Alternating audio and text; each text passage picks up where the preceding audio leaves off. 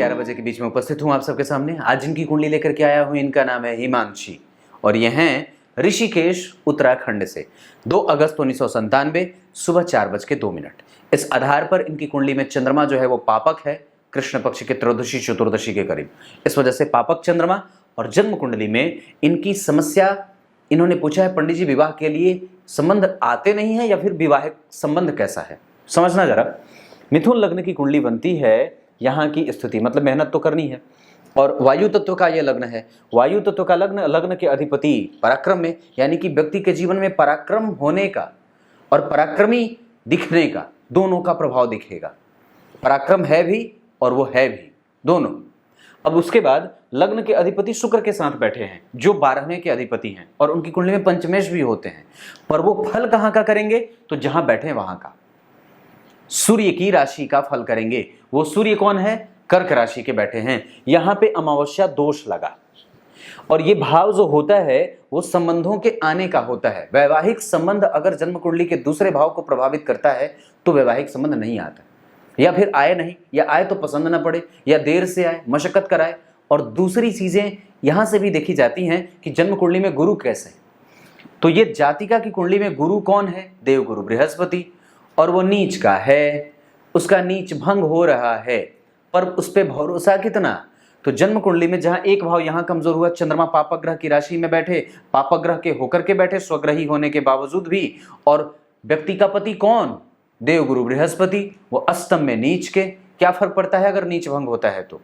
देर संभव है। दूसरी बात है, दाम्पत्य में पति जो है वो छुप छुपा के बैठा है, वो विपरीत परिस्थिति निर्माण करा के आएगा। क्यों? क्योंकि जन्म कुंडली में गौर करिए, ये शनि के साथ बैठा है। शनि के साथ विपरीत स्थिति नहीं है, लेकिन हां वो विपरीत जरूर जा रहा है क्योंकि देवगुरु बृहस्पति अष्टम में बैठे हैं। वहां का अधिपति उनके साथ परिवर्तन कर रहा है, तो अष्टमेश के साथ दशमेश के परिवर्तन हो जाने से व्यक्ति के जीवन के सुख का प्रभाव कई बार देर से होना। लेकिन एक बात है कि शनि की दृष्टि यहां पे भी पड़ रही है, यानी कि दाम्पत्य भाव के अधिपति नीच के और शनि की 10वीं दृष्टि यहां मंगल की भी यहां पे पड़ रही है दृष्टि। तो शनि और मंगल 2 ग्रह केंद्र में, व्यक्ति अपने जबान पे थोड़ा सा कंट्रोल रखे क्योंकि यहां भी अमावस्या दोष और यहां भी शनि मंगल का प्रभाव। सप्तम के अधिपति अष्टम में। लेकिन क्या ये कुंडली कमजोर हो जाएगी और क्या हम ये समझ लेंगे कि व्यक्ति का दाम्पत्य ठीक नहीं होगा? जब इस सवाल का उत्तर ढूंढते हैं तो हमें सबसे पहले जन्म कुंडली के लग्न पे आना चाहिए। लग्न के ऊपर किसी भी ग्रह का कोई प्रभाव नहीं है, यानी कि बिल्कुल अक्षुण। और वो जन्म कुंडली में जरा ध्यान से समझिए तो राहु की दृष्टि यहां है, शनि की दृष्टि, मंगल की दृष्टि, राहु की दृष्टि, और सप्तमेश कमजोर। लग्न कुंडली में सप्तम भाव कमजोर हो रहा है और शायद यही बात है जो व्यक्ति को डरा रही है। लेकिन हम उसको और भी बेहतर तरीके से समझते हैं तो द्वितीय भाव भी कमजोर हो रहा है, क्योंकि यहाँ पे सूर्य और चंद्रमा एक साथ बैठ करके इस भाव को कमजोरी दे रहे हैं। चंद्रमा पहले से ही पापक है, चंद्रमा पुनर्वसु का बैठा है। नक्षत्र से अगर आप कुछ सोचो तो नक्षत्र के अधिपति अष्टम में भी हैं, चंद्रमा पुनर्वसु नक्षत्र में, और वो पुनर्वसु नक्षत्र का अधिपति देवगुरु बृहस्पति नीच का हो रहा है। इस वजह से भी दाम्पत्य देर से शुरू हो सकता है। लेकिन दाम्पत्य के बाद का जीवन, तो दाम्पत्य के बाद का जीवन यहाँ पे शुभ ग्रह की राशि और यहाँ लग्न में ही केतु और सूर्य बैठे हैं। सूर्य कौन है? जन्म कुंडली का सुखेश। सुख भाव में गुरु का प्रभाव, स्वग्रही शनि का बैठना, सप्तम के अधिपति मंगल जन्म कुंडली में कहाँ बैठे? शुक्र के साथ। इसका मतलब ये नहीं है कि दाम्पत्य खराब होगा, नहीं, ऐसा बिल्कुल भी नहीं है। क्यों ऐसा नहीं है? क्योंकि शुभ ग्रह का जब नवांश बनता है, लग्न के अधिपति बुध जो है वहां यहाँ पे सूर्य के राशि में बैठे, यहाँ पे वही शुभ ग्रह चंद्रमा के साथ तृतीय भाव में, दाम्पत्य कभी टूट नहीं सकता है, गारंटी देता हूं। क्यों? क्योंकि मैंने कार्यक्रम में क्या बात बताई थी? मैंने ये बात बताई थी कि नवमांश कुंडली के तीसरे भाव में अगर शुभ ग्रह की राशि बन रही हो, जैसे कि बन रही है, और वहां पे अगर शुभ ग्रह बैठा हो तो वो साहस दिखाता है। व्यक्ति का पति कभी भी विवाह तोड़ने में भरोसा नहीं करेगा।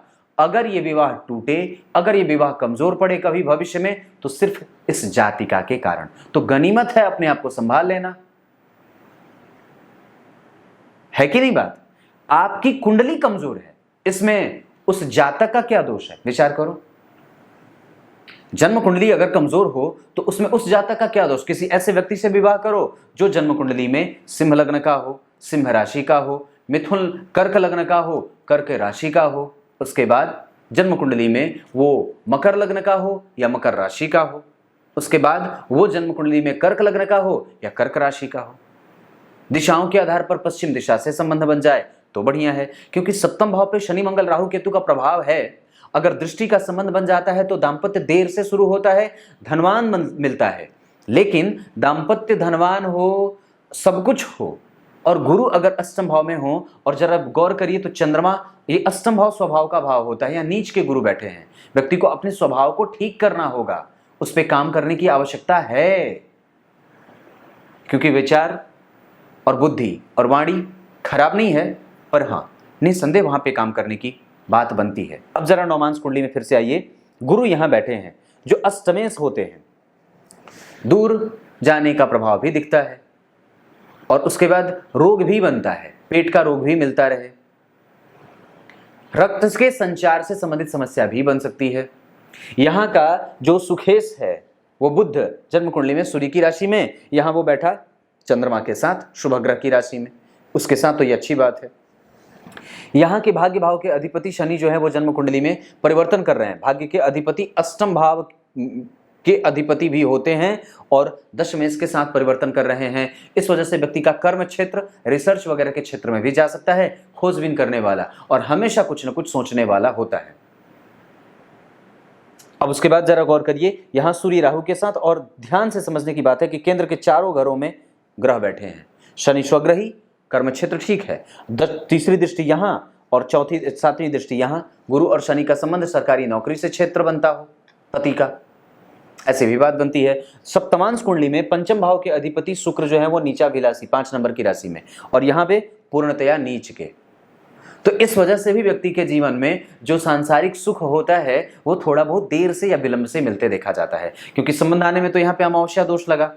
पंचम भाव के अधिपति जो है वो नीचाभिलाषी हो गए, लग्नेश और पंचमेश का योग बनता है और वहां पे राहु बैठे हैं, तो पंचम और लग्न के अधिपति के साथ राहु बैठेंगे तो साहस तो बढ़ाएंगे, बल वृद्धि तो करेंगे, लेकिन साथ ही साथ व्यक्ति को करवाना भी पड़ता है, मेहनत ज्यादा करनी पड़ती है। और राहु का प्रभाव यहाँ, गुरु नीच के, ये सारी चीजें, लग्न कुंडली कमजोर पर नौमांस उससे ज्यादा अच्छी, मतलब फाइनल तौर पे अगर देखते हैं तो सूर्य भी एक अच्छे परिणाम में देते देखे जा रहे हैं। सूर्य यहाँ पे कर्क राशि के बैठे थे, उससे ज्यादा यहाँ ज्यादा अच्छे हो रहे हैं, क्योंकि इसका अधिपति मंगल जो है वो जन्म कुंडली में केंद्र में आ रहा है और शुक्र के साथ बैठा है सप्तम भाव का अधिपति, तो दाम्पत्य कभी भी खराब नहीं हो सकता है, ये बात की बात है। और उसके बाद जन्म कुंडली में भाग्य के अधिपति, यहाँ पे शनि जो है वो नीचाभिलाषी हो रहे थे और यहाँ पे शनि जो है वो स्वग्रही हो रहे हैं, यानी कि शनि यहाँ भी ठीक हो रहे हैं, भाग्येश यहाँ भी फ्लरिश करता हुआ देखा जा रहा है। वो नौमांस कुंडली में भाग्येश आपकी कुंडली का अच्छा हो रहा है, यानी कि ये भी कमजोर नहीं है।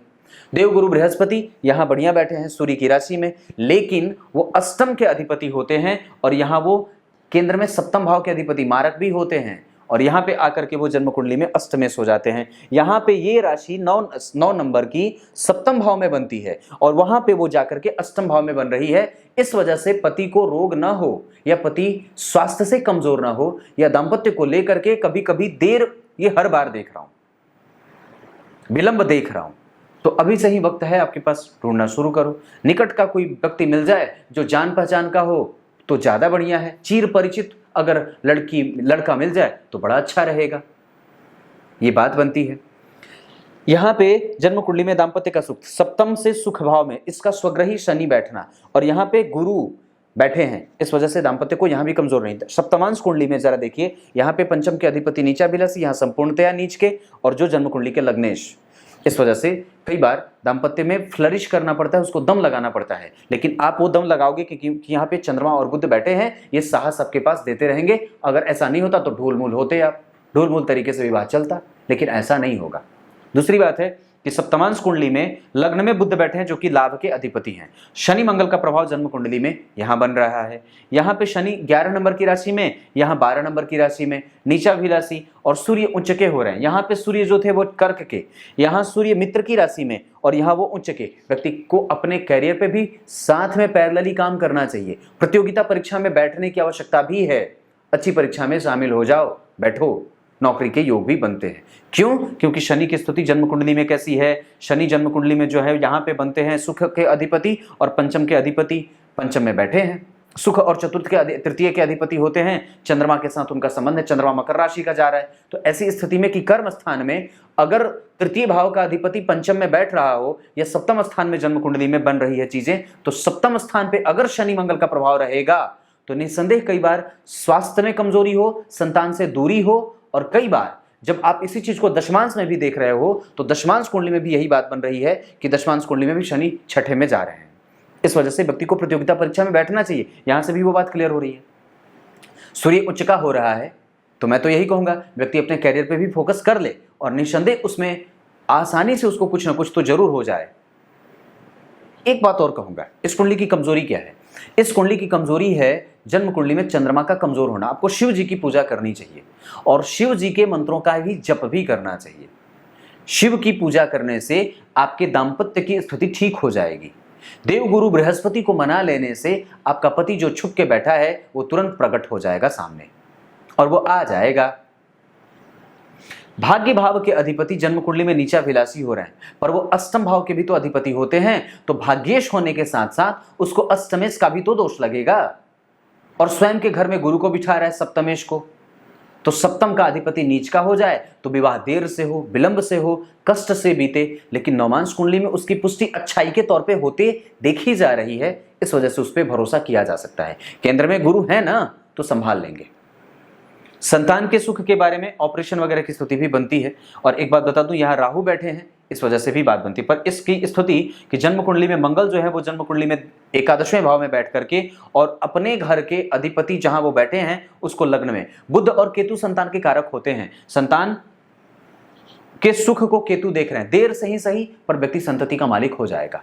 गुरु नीच के होते हैं, संतान के कारक होते हैं, अगर वो होते हैं तो कई बार कष्ट से संतति देते हैं क्योंकि उनका संबंध पंचम भाव के अधिपति से नहीं बन रहा है, पंचमेश के साथ नहीं बन रहा है, खुद नीच के हैं, उनका नीच भंग हो रहा है, वो देर से देंगे। क्लियर है?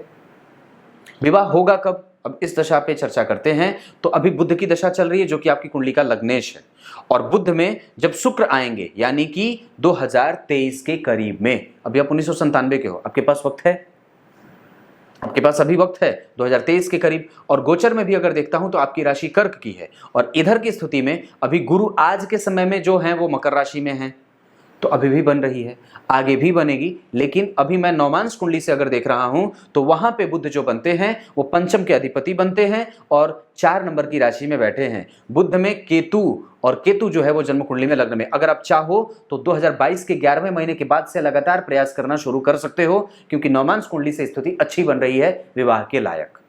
विवाह की दिशा मैंने बताई, विवाह की दिशा जन्म कुंडली में पश्चिम दिशा बनती है, विवाह की दिशा जन्म कुंडली में ईशान कोण की बनती है, आप उस दिशा में भी बढ़ सकते हो, ये स्थिति बनती है। उसके बाद उत्तर पूर्व, मैंने कहा ईशान कोण की स्थिति बनती है। ये 2 दिशाएं, पश्चिम और उत्तर पूर्व। और लड़का जो हो वो सिंह लग्न का हो, सिंह राशि का हो, कर्क लग्न का हो, कर्क राशि का हो, या फिर कर्क लग्न और कर्क राशि, और फिर उसके बाद एक स्थिति और बन सकती है कुंभ लग्न और कुंभ राशि। ये 3 राशियां आपके लिए सही होंगी। दाम्पत्य ठीक है, खराब नहीं है, क्योंकि गुरु मघा नक्षत्र में बैठे हैं तो थोड़ा बहुत कंफ्यूजन देते हैं।